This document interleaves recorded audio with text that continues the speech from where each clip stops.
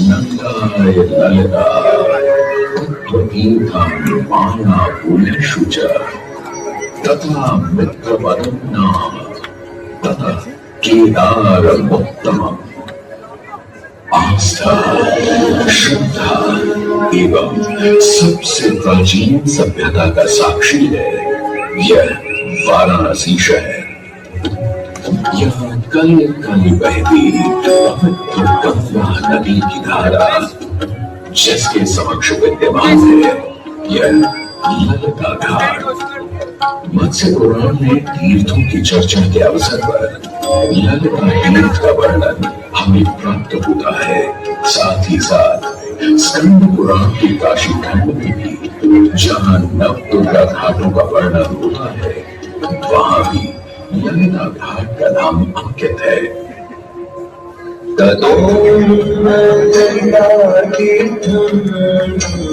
देवी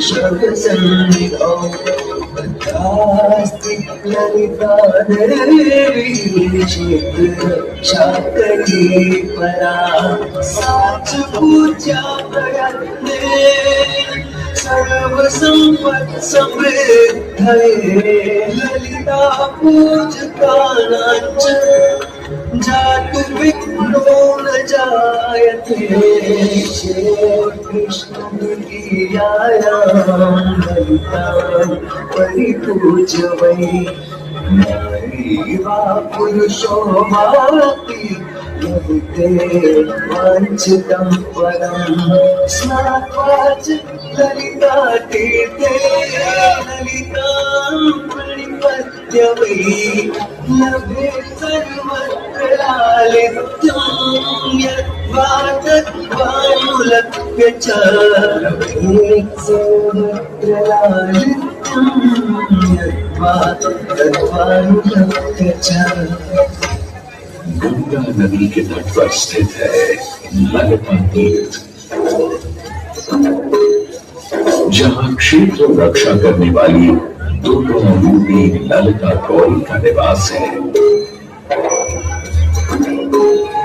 जिनकी सभी श्रद्धालु सर्व प्रकार संपत्ति लाभार्थ पूजा अर्चना करते हैं। इस घाट की सबसे विशेष बात यह है कि यहाँ शिव के साथ शक्ति के दर्शन भी श्रद्धालुओं को मिलते हैं।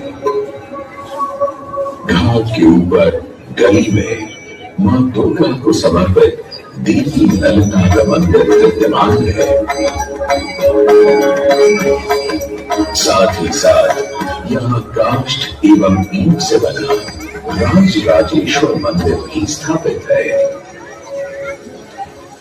भगवान शिव को समर्पित काशी में यह मंदिर नेपाल के पशुपति मंदिर का प्रतीक रूप है। वर्तमान में सुशोभित यह ललिता घाट पूर्व में 3 भागों में विभाजित था। दक्षिण दिशा की ओर से चले तो नेपाली घाट, ललिता घाट एवं राजराजेश्वरी घाट। इनका उल्लेख सन 1930 में पूर्णचंद्र जी ने किया था। जहाँ नेपाली घाट एवं ललिता घाट के पक्के निर्माण का श्रेय नेपाल के महाराजा बहादुर शाह को जाता है तो वहीं राजराजेश्वरी घाट के निर्माण का श्रेय सिद्ध गिरि जी को जाता है। कालांतर में नेपाली एवं राजराजेश्वरी घाट ललका घाट में ही समाहित हो गए। ऐसी मान्यता है कि ईश्वर मास की कृष्ण तृतीया के दिन ललका गीत में स्नान कर देवी के दर्शन करने से श्रद्धालुओं की सभी मनोकामनाएं पूर्ण होती हैं।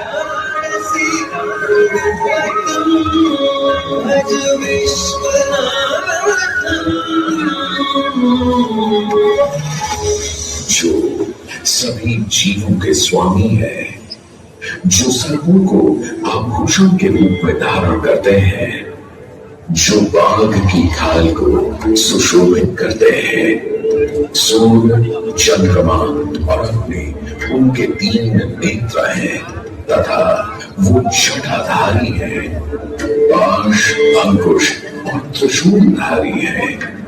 वे अपने सभी भक्तों को आशीर्वाद देकर उन्हें भय से सुरक्षा प्रदान करते हैं। ब्रह्मांड के स्वामी एवं वाराणसी के भगवान श्री विश्वनाथ की हम वंदना करते हैं। मैं आपकी नगरी काशी, वही काशी जो स्वयं भगवान शिव के त्रिशूल पर विद्यमान है। सृष्टि के प्रारंभ में महादेव ने जब पृथ्वी पर अपनी दृष्टि डाली तो उन्हें एक भाग चमकता हुआ प्रतीत हुआ। उसी भाग को भगवान शिव ने काशी का नाम दिया। कालांतर में गंगा नदी के तट पर बसी इस काशी नगरी में समय समय पर अनेकों घाट विकसित हुए, जहां श्रद्धालु आकर पूजा अर्चना एवं स्नान किया करते थे। माना तो यह भी जाता है कि यह नगरी एक बहुत सुंदर वन से ढकी हुई थी, जहां पीपल, आम, बरगद, शीशम आदि के वृक्ष हुआ करते थे, जिनकी छाया में बैठ ऋषि मुनि साधु संत आनंद से तपस्या किया करते थे। इसलिए इस जगह का उल्लेख आनंद वन के नाम से भी किया गया है। जितनी पुरानी काशी नगरी है, उतना ही पुराना यहाँ का काशी विश्वनाथ मंदिर भी है। भगवान शिव को विश्वेश्वर, विश्वनाथ आदि नामों से भी संबोधित किया जाता है, जिनका अर्थ है संपूर्ण विश्व के स्वामी। किंवदंतियों की माने तो सृष्टि के आदि में जब भगवान शिव एवं मां पार्वती पृथ्वी का भ्रमण कर रहे थे, उन्हें यह स्थान बहुत प्रिय लगा। तब मां पार्वती को यहाँ कुछ समय रुकने की इच्छा हुई, तो भगवान शिव अपने लिंग रूप में यहीं स्थापित हो गए। तभी से 12 ज्योतिर्लिंगों में इस मंदिर को विश्वेश्वर मंदिर के नाम से भी जाना जाने लगा, जहां भगवान शिव और माता पार्वती सदैव वास करते हैं। सदियों से इस पवित्र नगरी ने अनेक ऋषि मुनियों, तपस्वियों, धर्म गुरुओं आदि को अपनी ओर आकर्षित किया है। आदि शंकराचार्य एवं मंडल मिश्र ने इसी मंदिर के प्रांगण में बहुत समय व्यतीत किया। समय बदला, दौर बदला, भारत के स्वर्णिम काल पर विदेशी आक्रांताओं की नजर पड़ी, जिसे वे लूटने एवं सनातन संस्कृति को नष्ट करने के उद्देश्य से यहाँ आए। जब प्रथम बार गौरी ने आक्रमण किया, तब पृथ्वीराज चौहान ने उसे पूरी तरह पराजित किया था। अंत में उसने क्षमा मांगी और वचन दिया कि ऐसी गलती दोबारा कभी नहीं होगी। अगर पृथ्वीराज चौहान ने उसे छोड़ दिया, संभवतः यह एक दुर्भाग्यपूर्ण निर्णय था, क्योंकि अंततः रॉय ने पृथ्वीराज चौहान को धोखे से हराया। तत्पश्चात उनके साथ बहुत बुरा व्यवहार किया तथा उनकी दोनों आंखें भी निकल हुई। पृथ्वीराज की मृत्यु के उपरांत हिंदुओं का मनोबल कमजोर पड़ गया, जिसके परिणाम स्वरूप आतताइयों ने अन्य मंदिरों के साथ साथ विश्वनाथ मंदिर को भी क्षति पहुंचाई। यह ऐसा काला दौर था जिसके स्मरण करने मात्र से आंखें नम पड़ जाती हैं। परंतु समय सदा एक सा नहीं रहता और दुख के ये बादल भी सुख में बदलने वाले थे। एक धार्मिक सम्मेलन में राजा डूंगरबल की भेंट नारायण भट्ट से हुई। नारायण भट्ट एक बहुत धार्मिक व्यक्ति थे। दोनों ही धार्मिक इंसान थे और नित्य प्रति भगवान की पूजा अर्चना करना अपना परम कर्तव्य समझते थे। दोनों ने काशी विश्वनाथ के इस पावन मंदिर का जीर्णोद्धार करवाया और वीरवान बड़े खंडहरों में एक नई जान डाली। 16वीं सदी में संत तुलसीदास ने यहाँ रामचरितमानस की चौपाइयों को पढ़ा था। संत एकनाथ ने भी यहीं पर वारकरी संप्रदाय का महान ग्रंथ श्री एकनाथी भागवत लिखकर हुआ किया था। लगभग 7वीं शताब्दी के मध्य में मराठा शासक मल्हारराव होलकर ने काशी विश्वनाथ मंदिर के पुनर्निर्माण की योजना बनाई। ये कार्य वे तो नहीं कर पाए, परंतु उनकी पुत्रवधू अहिल्याबाई होलकर जी ने इस सन 1776 से 1778 के बीच पूरा किया। वर्तमान काशी विश्वनाथ मंदिर निर्माण का श्रेय अहिल्याबाई होलकर जी को भी जाता है। इनके अलावा महाराजा रणजीत सिंह ने 1000 किलो शुद्ध सोने से निर्मित छत्र को इस मंदिर पर लगवाया। जब ग्वालियर की महारानी फैजाबाई ने बागी का मंडप बनवाया तो नेपाल के महाराजा ने यहाँ मिट्टी की प्रतिमा स्थापित करवाई। सनातन संस्कृति को सुरक्षित रखने के लिए जिससे जो बन सका उसने वैसा किया और वर्तमान में भी यह क्रम देखने को मिल रहा है। सन 2022 में भारत के प्रधानमंत्री श्री नरेंद्र मोदी जी ने काशी विश्वनाथ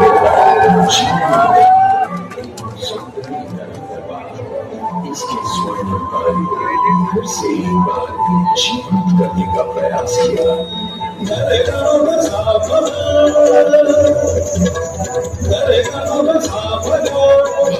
शिव को समर्पित काशी विश्वनाथ का यह पावन मंदिर सदियों से करोड़ों श्रद्धालुओं का प्रेरणा स्रोत रहा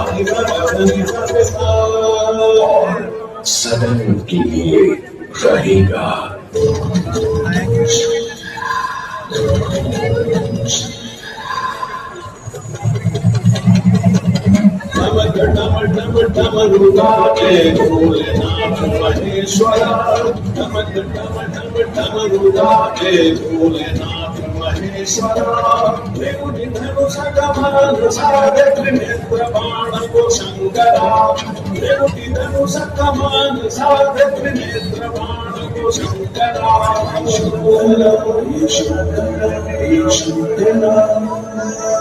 वाराणसी के हो बसैया हो विराज राज के,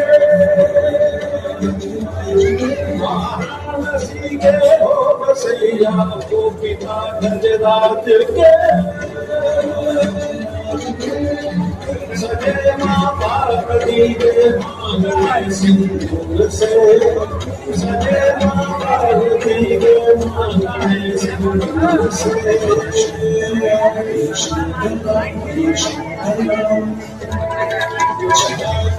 चुनरी लपेटे गंगे समय वासते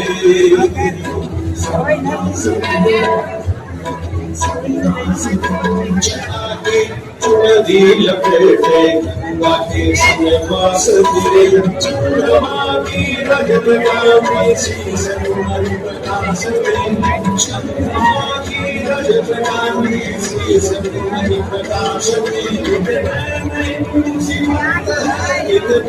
सूर्य की भाव है जग में करे विनाश